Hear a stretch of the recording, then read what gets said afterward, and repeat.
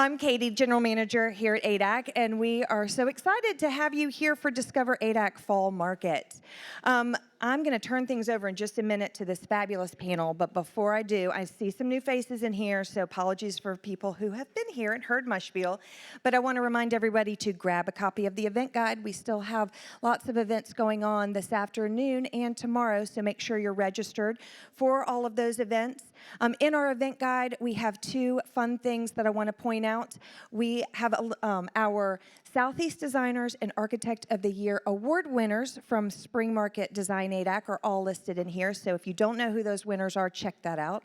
And then we have a list of our new and expansion showrooms at ADAC. So while you're here this week for events, in between your events, please go check out all of those new showrooms and all the new product that we have. Social media, have some fun with us. We've loved seeing everything that you're doing for the first day and a half, so let's have some more fun. Our handle is at ADAC Atlanta, and use the hashtag DiscoverADAC, and then all of our speakers, media partners, and showroom brands handles are all in this event guide. So tag everybody and have some fun, and we'll share everything on our social media. Stage decor was brought to you by HA Modern, who has a showroom here at ADAC. Tim Hobby is a fabulous designer, but all of the product is not just from HA Modern, it's from all over ADAC. So if you'd like to know where any of the products are from within ADAC, just check out the source list in the back of the presentation room. We probably have some magazines for Southern Home as well back there, so lots of goodies. Today I want to thank our media partner, which is Southern Home. Our showroom sponsor is Stark, and don't forget that after this panel presentation, we're going to go to Suite 135 for a reception with all of our panelists. And with that, I'm going to hand things over to Editor Lynn Terry. Thank you, Katie. Thank you for ADAC to sponsor this and to put this together, and for all of you. I know you're busy and you have a lot of demands on your time, so thank you for coming out and supporting us. First of all, this will be fun. We have a very lively panel here, and I'm going to introduce them really quick. So Stephanie Molster is in the black and white, and she is based in Charleston. She's a grad of Chapel Hill, and then went to design school in New York, and she is the proud mama of two little boys, George and Ford, and then Nellie Howard Ossi. Okay, she is also the proud mama of two little boys, JoJo and Liam, and went to SCAD, and you know her. She is the youngest daughter of Jim and Phoebe. So she's just got design talent oozing genetically from her. And she also has a line with Dillard's, and she has a line with Cheryl Furniture as well, the Nellie Jane collection for Mr. and Mrs. Howard for Cheryl Furniture. And then Isabel Ladd is a Lexington, Kentucky girl, and we wanted her because she is heavily influenced by her Brazilian heritage, and you might not notice that she likes pattern. And if you happen to follow her on Instagram, she definitely likes to coordinate her outfits with her rooms. So she definitely brings some fun. So I wanted to just tell you a little bit about these girls, young women. So one of them said, "White sofas always look great in a photo, but a toddler views it as the perfect backdrop for a red popsicle or crayon." That would be Nellie. Isabel says, when you're running away from the cops and they say, "Suspect is an expert in mixing pattern on pattern on pattern," that may be Isabel. And Stephanie says, "Put the good art in the laundry room. It's where you'll spend the most time." So I like to start these things with a quick icebreaker just so you'll know a little bit more about the ladies. So what are you reading? I am reading 28 Summers by Ellen Hilderbrand. Okay. I have not cracked it open yet, but I have Mario Botta, Anatomy of a Decorator, on my nightstand. I'm sure it's going to be great when I get to it. Instagram captions. Instagram, okay. No, Instagram comments. Okay. I'm in the comment Okay. section. All right. So if you weren't an interior designer, what would you be? I'd be a stage mom. A stage mom. But there's like a reason God gave me boys. Because I would be like Jean Bonnet's parents, I think. Yeah. Or no, Kim Kardashian. No, Kris Kardashian. Yeah. Yeah, I'd be Kris Kardashian.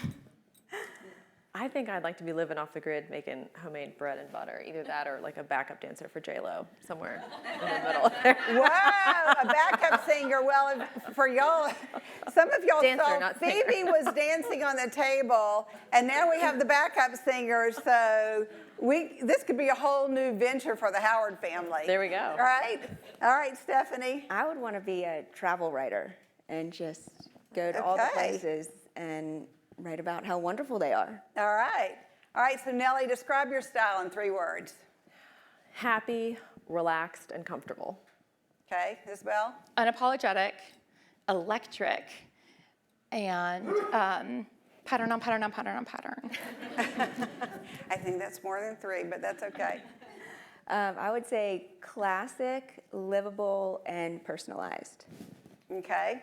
All right. Do you have a favorite color or something that you really like to go to that's your comfort zone? I really love chartreuse and eggplant, but sometimes they're a hard sell. But I just love them. Okay. I think mine is obvious, and that would be blue. All shades of blue. Mine is actually everything but blue. I love chartreuse, yellow, warm colors. I could never pick a favorite. Okay. All right. So what trend do you wish would go away? Or conversely, that you wish would come back? Balloon shades. I'm Balloon happy to see shades. balloon shades come back. I'm all about a balloon shade. Okay. I'm happy to see personalized interiors coming back as opposed to the interiors that kind of are like all over Pinterest and all that stuff. Personalized interiors. Yeah. I love that sculleries and kind of butler's pantries are reemerging. I think that, inevitably people gather in kitchens when you're entertaining, and it's really nice to have that back of house space to kind of throw your countertop clutter. Yeah. Okay. So what is your favorite design detail? I love some trim, especially if it's a tassel. Okay. Oh, that was going to be mine. You can share. You can share. I love a bouillon fringe too, but I'm all about the trimmings. My detail would be like anything on the ceiling and making the ceiling as spectacular as the walls. Now that's a good one. Okay. Who is your design hero? My mother.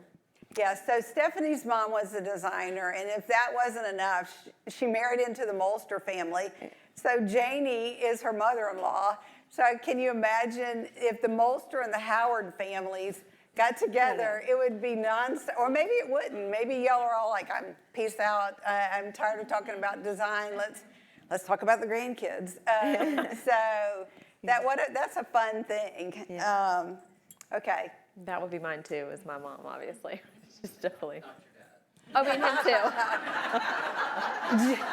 Sorry. Jim, you're 1B. You're 1B. You're really close.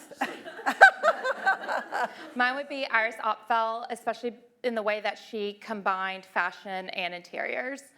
And just like more is more, less is a bore. Yes. Okay. All right. So to our title, Nature versus Nurture. I mean, obviously, Jane, I'm calling you Janie, sorry. Stephanie and Nellie grew up in a home where design was the norm, you know. So some people would say, okay, I've grown up with this, I'm going to go a different path. I'm going to go my own path. And some people are like, oh gosh, this is what I would love to do, you know, and you've been around it. So what was your kind of aha moment that you were going to pursue design? For me, it wasn't until after college, and I was living in New York, and I moved into my first studio apartment. When I first moved up there, I had a bunch of roommates for the first few years, but then when I got my own space, I was kind of fascinated with the ideas and possibilities, and I remember asking my mom, how do I use this scale ruler thing? Because I was, really wanted to map everything out. And granted, it was a shoebox. My bedside table was my kitchen table. But that's when it clicked, when I had my own space and just it all went together. So obviously you went to Chapel Hill but did not major in design at Chapel Hill. Yeah. And so then you decided, okay, I think I want to do this. And So when I moved into the studio, then I was like, well, maybe I'll take night classes at the New York School of Interior Design to kind of, see if this is really something I want to pursue. And it was. yeah, it clicked. It clicked. It's working. Yeah, that's right. So Nellie? Well, I grew up literally in the back of our store. When I was 7, my parents started the firm, and every day after school, I would get dropped off from the school bus at the shop. And so I literally grew up in the store, and so I naturally always was like, there is no way, I will not do this. And then I graduated college during the recession, and I needed a job. So I called, and I was like, can I just come do literally anything?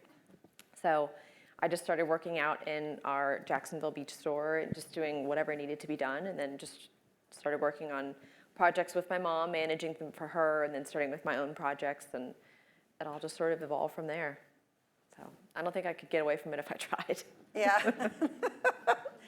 So Isabel did not grow up in a family of designers. Her family's in the equestrian business. So Yep, my family has thoroughbreds in Lexington, Kentucky. But how I really started in design, the polite answer would be, I had a pretty house, and friends asked me to design their house one at a time. But the real answer is that I wanted a divorce, and I wanted to be financially independent, and I'm just good at interior design, so I started my business so that I had something under me when I left. Yeah. That's not the PR answer, is it? Okay, thanks for keeping it real.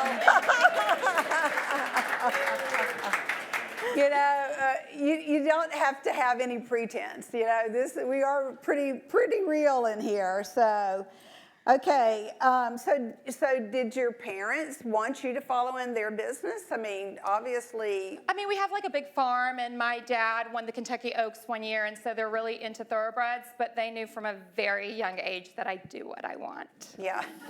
You have a mind of your own. That's okay. That's okay. So where do you draw your inspiration when you're going into a project and, basically inspiration for the project, and where do you start a project? What do you start with? A fabulous dark rug, or do you start with a piece of art, or, Well, for me, I usually start with the homeowner. I love getting to know them and kind of learn about what makes them tick, and kind of creating a home that enhances their unique lifestyle. And then I wish I could say there's one thing that I usually go to, but there's not. I mean, it's usually a piece of art or a rug or a fabulous piece of fabric, or the surroundings. I do a lot of houses out in Kiowa, and I'm really influenced by the beautiful topography out there. So it really depends. Mm-hmm. I kind of the same. I like to interview a client first. I really want to understand how they're going to live in the house. Do they entertain? Do they have children? Do they have grandchildren, pets? Because you can make a beautiful space, but if you make it impractical for the homeowners, it just doesn't work for anybody. So I like to make sure I fully understand their wants and needs and desires, and I take that and then I turn it back to them as an interpretation of how they want to live beautifully, but practically. And I think I always start with fabric. That's kind of how I generally domino it all from there. Mm-hmm.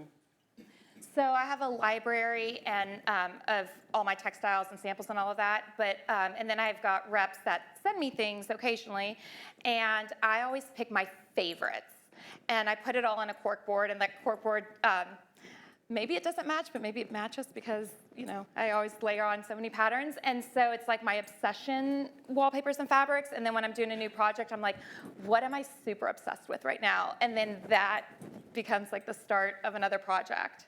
Mm-hmm. But my clients always know that if they're signing up for me, I get to pick. And they get to say. You're the okay. deciding vote. Your votes don't count.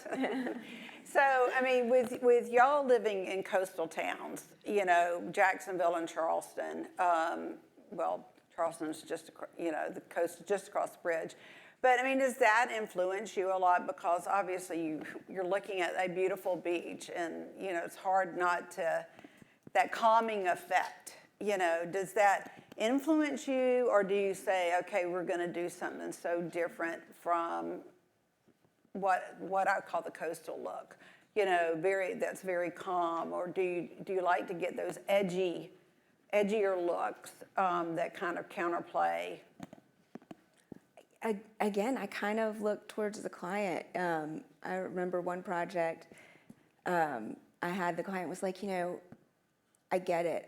I live at the beach, but this is my everyday house, and I don't want it to look like a beach house. So, you know, don't give me all the blues and whites and all that kind of stuff. So, you know, it just depends. And I have a, you know, found a fair amount of projects on in downtown Charleston, and that is a totally different vibe than a Kiowa project would be. So, How so?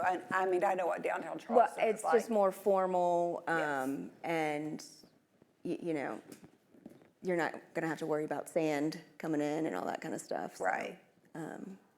you know, but it's just specific. And since you do a lot of second homes, Kiowa is definitely a lot of second homes, and certainly Jacksonville, Ponte Vedra is second homes.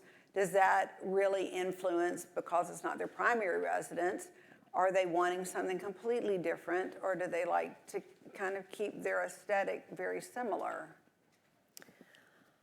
I do the color blue so often because it just works in our climate. And so, I mean, I joke that I make a living off the color blue.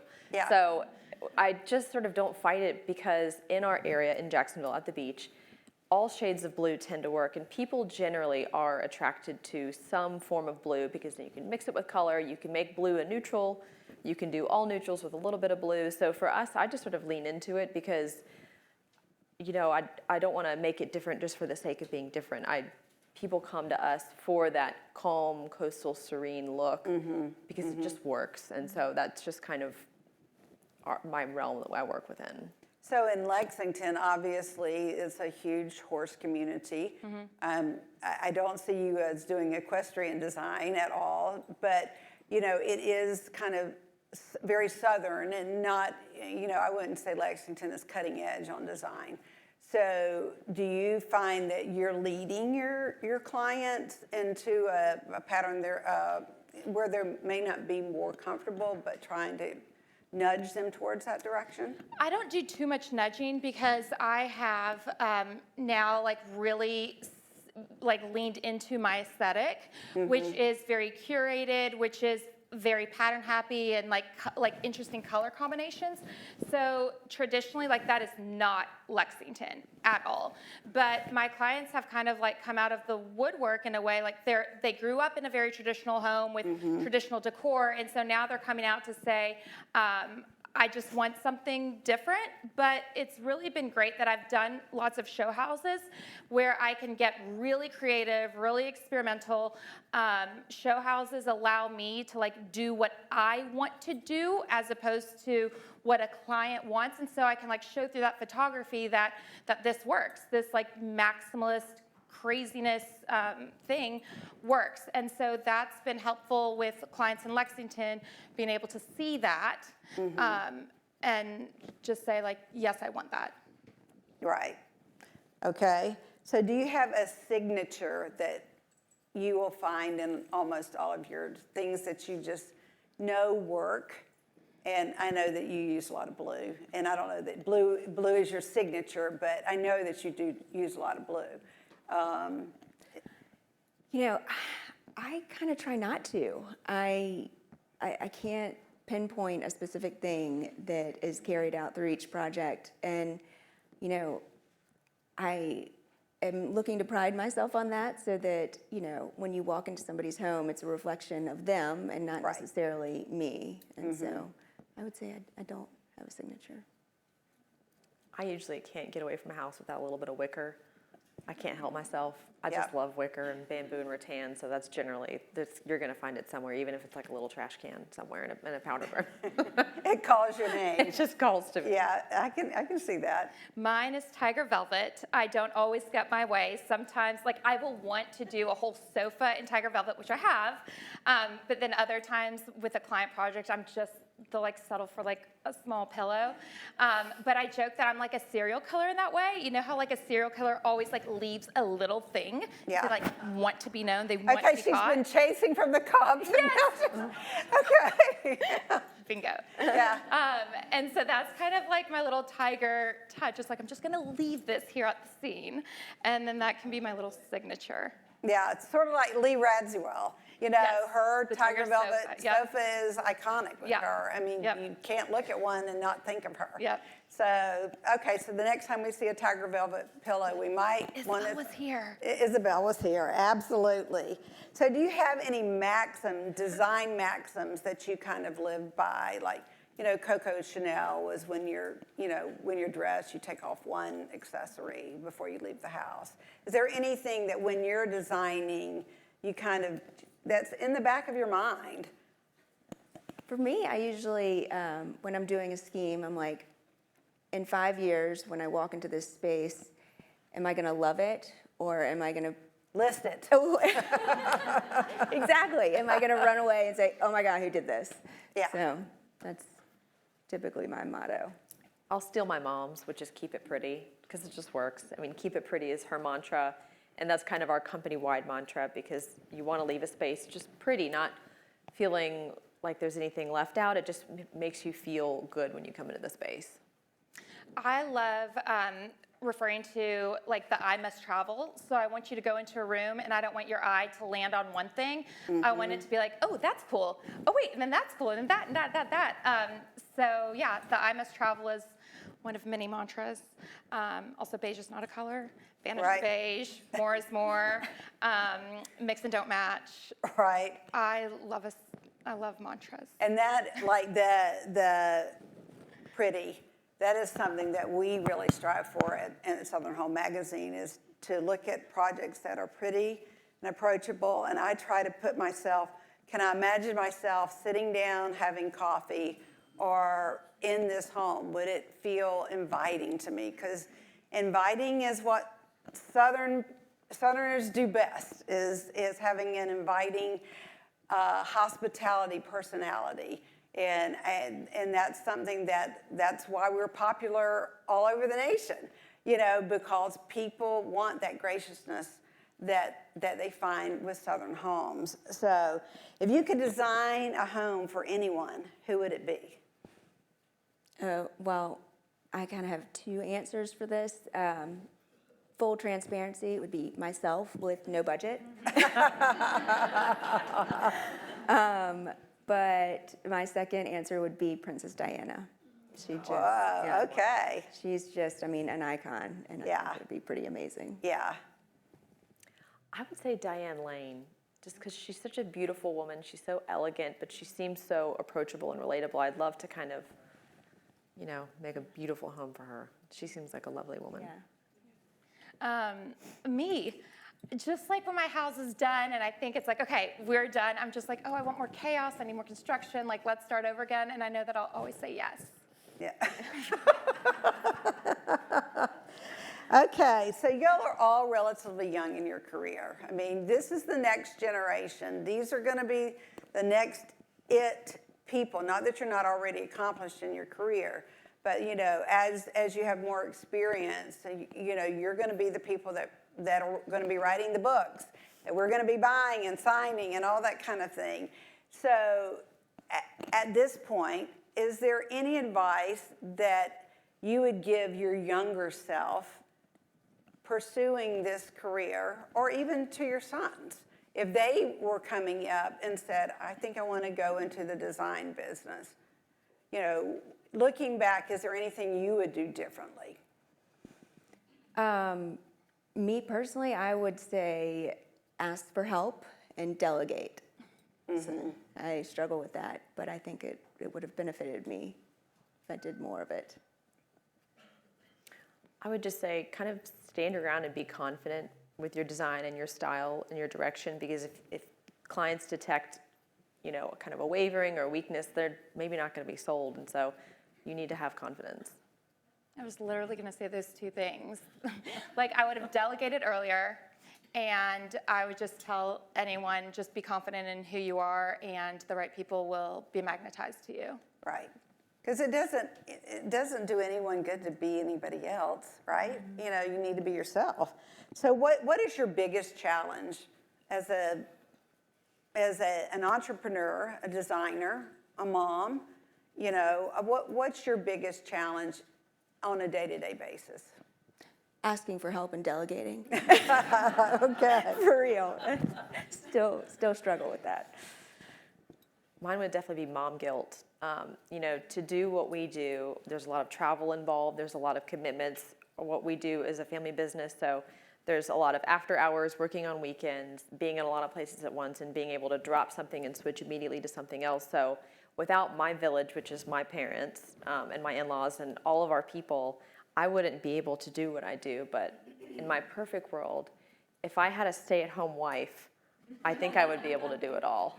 I think if I had a stay-at-home wife living in my family. Sometimes sister wives doesn't seem like It such doesn't a bad sound concept, so bad. right? I think that would be how to Yeah. figure it all out. Yeah. You just had Yeah. another pair of hands. Yes, that who was could as help me with the cooking competent and the and cleaning. ingrained in your life. Exactly. Yes, I totally understand. Isabel? My biggest challenge is actually just like the demons inside myself that like I can never just like turn it off. Like, I wish I could not work so much, but I'm obsessed. And I'm like such a hustler that it's like all my weekends, I'm like if anyone was like, oh, Isabel, relax. Well, one, I don't relax.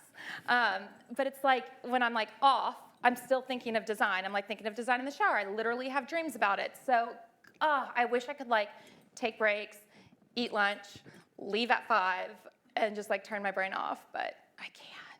Yeah.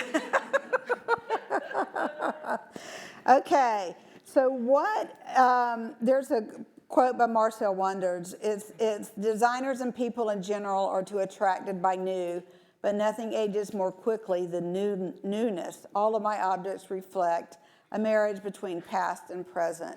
What in your business is the role of antiques? Well, for me, antiques are just so mysterious. When I am shopping for an antique, I always wonder, who owned this? How did they use it?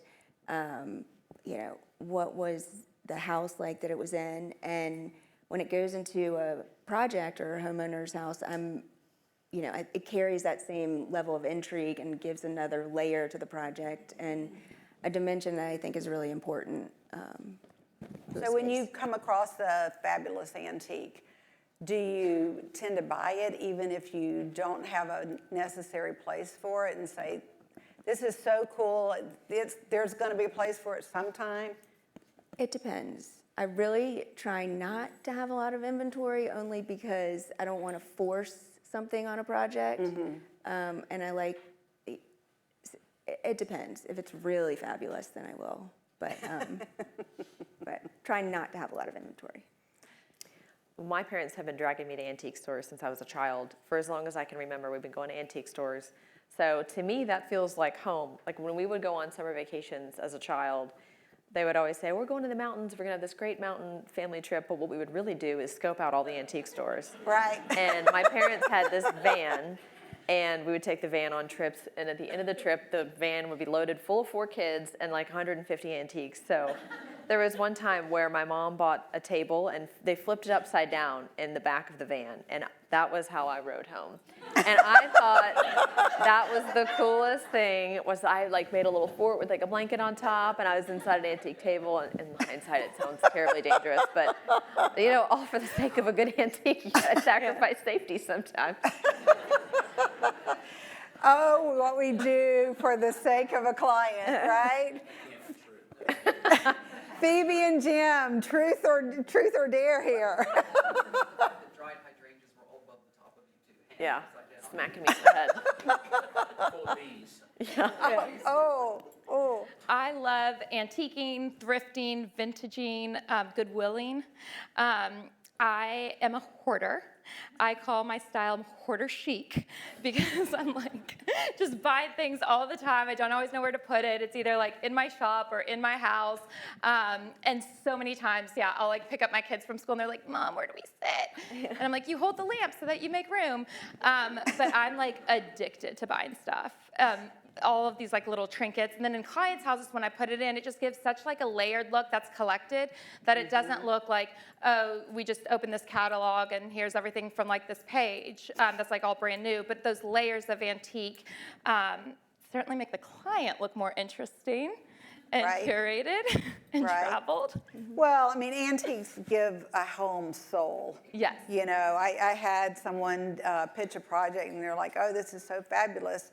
No antiques were used. And I was like, oh, that's probably not a good project for us. But you know, that's kind of a situation where you look and it's like, it does bring personality into the room that just, you know, a new piece, I love new pieces, but, you know, old pieces have a story, you know. And Stephanie, you were talking about antiques. Using antiques, you really can't hurt them. You know, they've been around forever.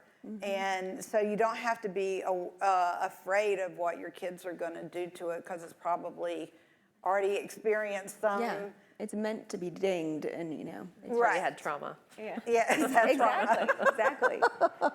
Yeah. So obviously we're sponsored by Stark Carpet, and I'm curious, what is your favorite Stark carpet?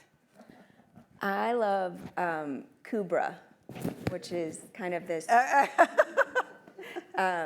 abstracted animal print. And I think I've used it probably in every colorway. And it just seems to go with everything. I don't know. I love it. Can't get enough of it. It's on that border right there. Yeah. I love Nelson. It sounds like Nellie, so that's obviously great. Love that. But it's got just a little bit of like a natural jute material running through it. So I always love a little bit of texture and a little bit of natural fiber running through a wool. I just think it's really pretty. And Nellie's favorite fabric is the Nellie by Cowton. So Very, very chic. I love the Missoni collection. I've got it in one of my pictures here, the Fornelli. It's the chevron. It has really cool colors in it. I love the antelope, the classic one, for the same reasons that I love like the tiger velvet. I like an animal print like that, but I'm really into the colorway in this Missoni one. So the Missoni collection is relatively new for a Stark Carpet, but I mean, wow, talk about statement rugs. You know, so much pattern and color, and the fact that now they have performance and indoor, outdoor, and just, you know, there's a rug for every place in your home, truly, and high quality. You know, that's the kind of thing. So one last question. What do you think no Southern home should be without? A guest bedroom that is dressed and pressed at all times and ready to accept guests at a moment's notice. I'll be going to Charleston soon. Welcome anytime. I would say a fully stocked bar. Okay. Can handle any kind of company, in-laws, parents, you know, you got to be ready. Yeah. I love a Southern home with personality. And I feel like a lot of homes have personality that reflect the people that live there. Yeah. Okay, so we're going to open it up to questions. So let's just go ahead, and if you have a question for any of the three, just raise your hand or stand up, and Katie has the microphone, and we would love to hear from you.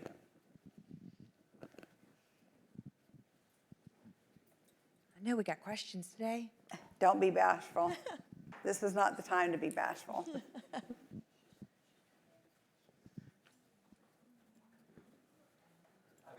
But there we go. Down on the spot. Second. With the new year coming and High Point and everything getting up and going, what trends are y'all seeing are leaning towards in the new season, as well as in the new season of your business and your life?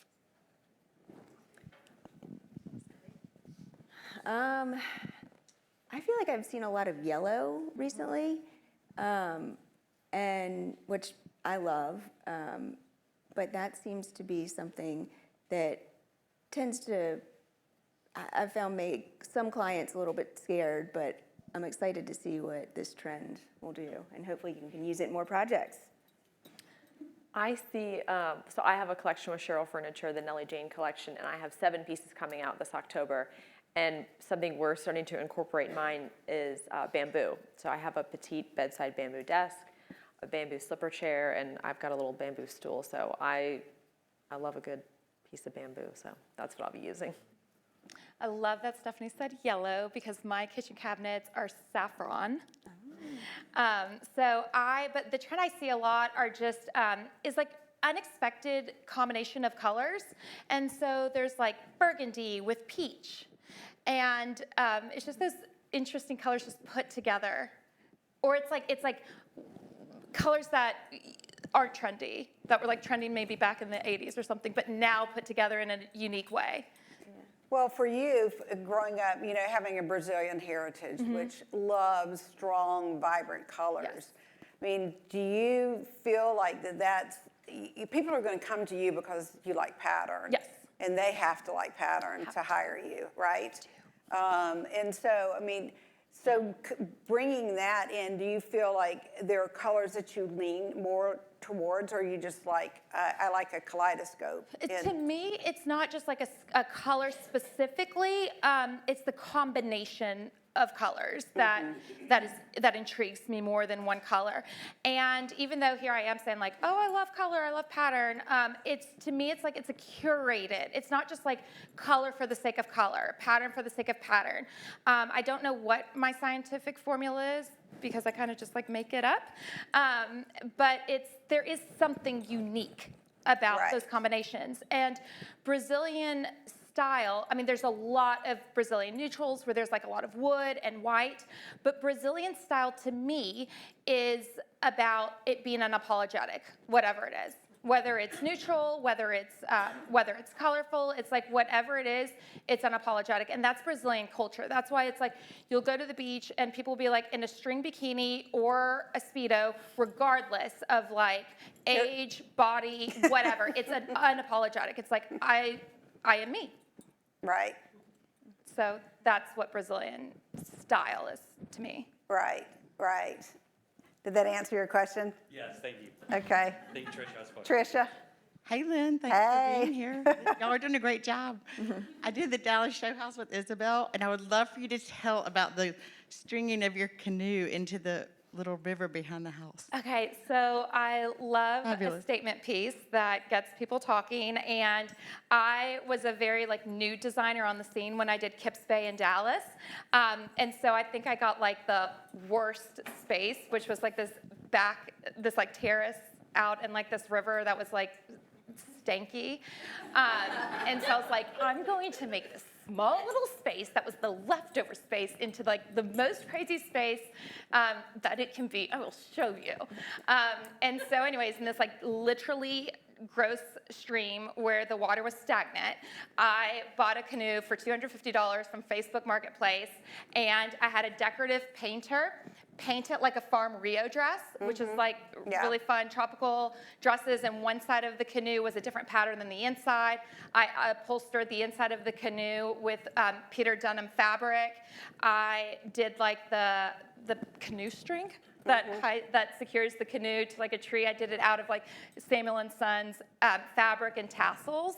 So that was like awesome to walk in and be like, oh, there's the canoe. And I'm like, yes, this is Kips Bay, and I'm the only high-low decorator who used Facebook Marketplace in their design scheme. And then it was sold at a premium to a restaurant that hung it from the ceiling. Good for you. Well, I have a question. This is for Phoebe and Nellie. Y'all did the Palm Beach show house, the bedroom, right? And y'all collaborated. How is that to collaborate with your daughter and your mother? I mean, how is that? We are oddly in sync. I mean, it's Hold on. Oh, hold on. Nellie and I are oddly in sync. We have been since she was born because I was just dying for a girl. And sorry. And we work together all day long. She's at my house every night for dinner. She's at my house every weekend. It's weird. We don't fight. We just like finish each other's sentences. We're just super close. I'm just super lucky to have her in my business. Yeah, that is, yay. I'm always like, what sickness do we have that What's we're, that? That's it's right. some kind of weird disease Something's where wrong. something's wrong. This can't be right because we work together. We're together after work. I don't know. Sorry, Dad. You can't get rid of me if you tried. I'm right there with y'all, so. No mystery. But hey, what a lovely work environment, Yeah. you know, to be able to work we're with very your lucky. children. Sons go to work for the fathers, but daughters don't usually go to work for the mothers. That's so right. I've been wonderfully lucky. to That's have her. right. And I can just give it all to her one day and just go. I mean, and obviously she ended up with you, but not to make this all about, you know, you, but I mean, when she was growing up, did you think one day, okay, we're opening Mrs. Howard in Jacksonville and then Jacksonville Beach and then Atlanta and Never Charlotte? saw it. Oh, Nellie will go into the business. I mean, Never saw it. yeah. I really think it was a result of the recession and she needed a job. So Okay, It was an very accident. silver lining of you, Phoebe. very silver lining. Yeah. It's wonderful. I mean, the recession was bad, but it created a new design star. She was always entrepreneurial. She used to cook dinners for my friends and she was selling dinners to people. She was making ravioli when she was 7. She had a little handbag business. She was selling like sugar scrubs, a lot of sugar scrubs and stuff like that. She was always entrepreneurial and coming up She with could something. make a martini when she was 12. Okay, wait, way too many personal things. I think that Child Protective Services may want to be involved. Maybe the statute of limitations has gone out on that, but. We know how to have a good time. Right. Why do you think she said liquor cabinet?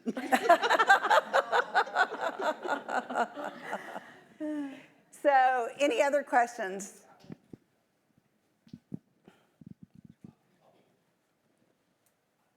I want to know what you really, really, really want to do in the future that you hadn't done, or a place you'd like to work, or you know what I mean. Like a product or, you know. Really, really want to do, yeah. Okay.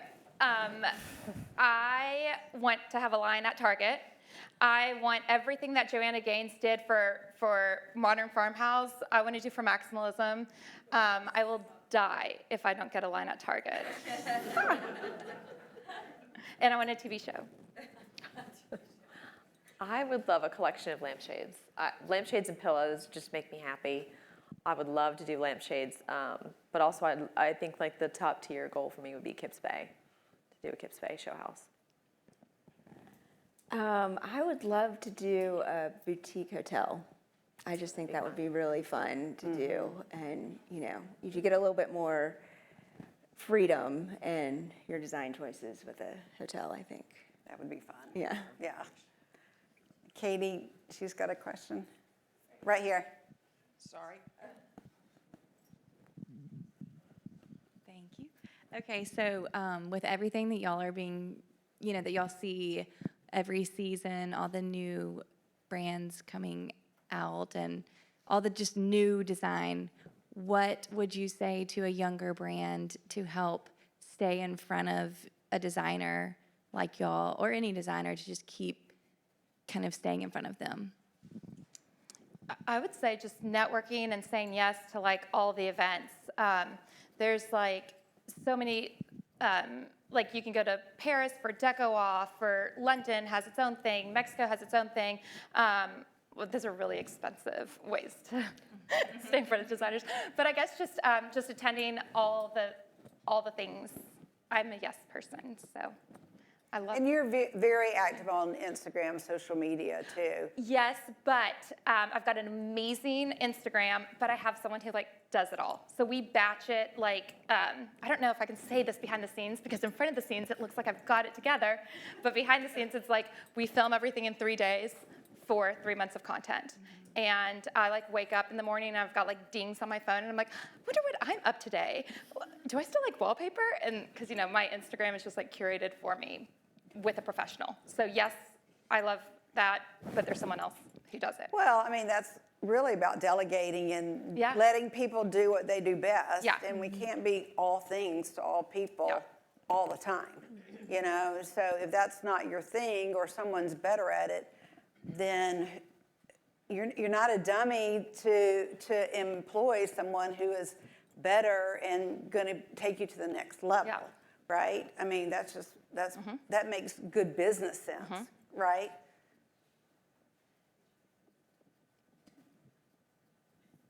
There you go. So, okay, so you're asking somebody that has a product line that, okay. I mean, I would say customer service is really important on my end. Just if somebody's responsive and willing to go the extra mile and kind in emails, that to me, good manners is really important to me. But I would just, yeah, customer service is important. Kind of going off that too, as a Southerner, I think a thank you note really goes a long way.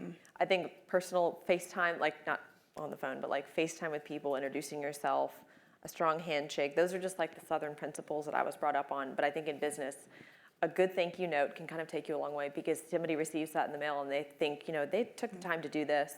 This person is serious. And so I've got some great stationery and I don't know, that's one of my things that I live by is a good thank you note. I do have another idea. I would say reach out to designers for potential collaborations and say, hey, I've got this product. Can I give it to you in exchange for social? And then kind of like negotiate around that. Because then that's what I do a lot. And I love working with brands in that way. Yeah.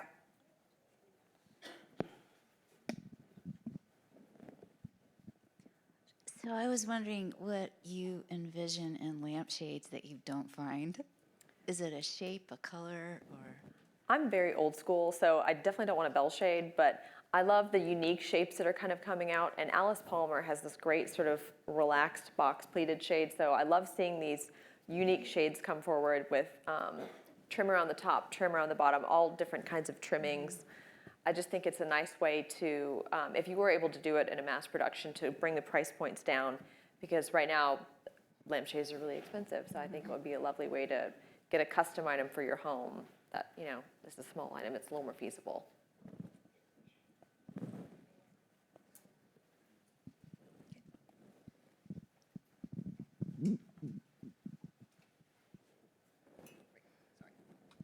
I guess my question is more related to the business of design. Is there anything that the two of you who were nurtured in your design business learned from your parents that's your favorite thing that you incorporate? Or is there any way that you run your business that is different than how you were raised, that you've decided you found something new that works better for you? Well, so I grew up in a house that was constantly changing. There was, every couple years there would be a new piece of furniture or new rug or something, new piece of art.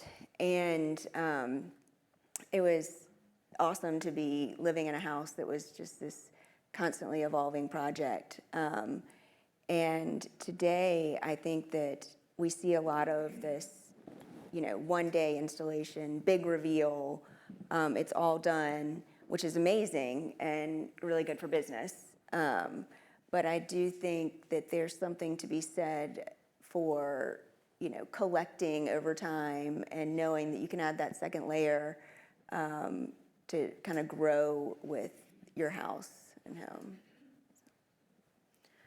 My career sort of started by holding on to the coattails of my parents for as long as I could, just sort of dragging on. But eventually you have to forge your own path and make your own way. But what they've taught me, they created this empire business from the ground up. So it's just be ready to buckle down and really put in the hard work. It's 7 days a week. But when you love it like we do, you don't mind doing it all the time. Like you can't turn it off, but it's not really a problem. As long as you know that and love it, you live it. Well, that's the best possible situation when your work is a passion. Yeah. And it doesn't feel like work. And let's be honest, even when your work is a passion, there are days. Oh, yeah. It is work, it is a job. But, you know, for the most part, if the days are better because you're doing something you love, wow, that's a win-win, you know, for everyone, because you can't fake that. You know, if you're miserable in your job and, you know, I don't want to pick out another fabric or, you know, another, you know, I'm not going to use this paint anymore. You know, I mean, those kind of things, you cannot fake that. And I think when you're passionate about what you do and you have a true joy and you want to leave your client feeling like they're loving their home, you've helped them create a place, a space that's safe and beautiful and functional. And, you know, I think that is really the goal. Any other questions? Okay, so really quick, I want you to know that we're having a really fabulous reception at Stark Carpet that Jean has worked tirelessly on. There will be a drawing for Missoni umbrellas, so you'll need to drop in a business card, correct? So you won't want to miss those and see all of those really cool carpets that they have over there. And I always say, you know, a home is a home, but what really makes it inviting are the people in it and opening it up to your friends and family. We can become so focused on social media and an iPhone. It cannot replace a face-to-face conversation or breaking bread or having, you know, cake at somebody's table. So, you know, it's not about perfection. Perfection is not an achievable goal. Excellence is an achievable goal. But, you know, invite people over, open up your home. And of course, there's nothing like a beautiful Southern home. So thank you all for coming, and thank you all. Thank you, Nellie, Isabel, and Stephanie. Thank you. Thank you.